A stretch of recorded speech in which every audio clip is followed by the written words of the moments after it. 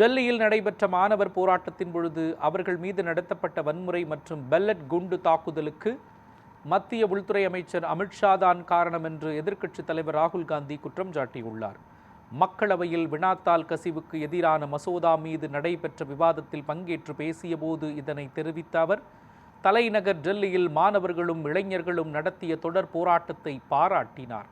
போராட்டம் நடத்திய அவர்கள் மீது பலப்பிரயோகம் செய்யுமாறு உத்தரவிடுவதற்கு உள்துறை அமைச்சர் அல்லது பிரதமருக்குத்தான் அதிகாரம் உண்டு என்று ராகுல் காந்தி கூறினார். அமித்ஷா மீதான அவரது கருத்துக்கு ஆளுங்கட்சி உறுப்பினர்கள் கடும் எதிர்ப்பு தெரிவித்து முழக்கங்களை எழுப்பி அமளியில் ஈடுபட்டனர்.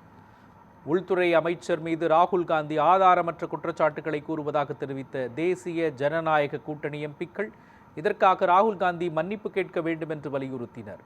ராகுல் காந்திக்கு எதிராக ஆளுங்கட்சி உறுப்பினர்கள் அமளியில் ஈடுபட்டதால் அவையில் சிறிது நேரம் கூச்சல் குழப்பம் ஏற்பட்டது.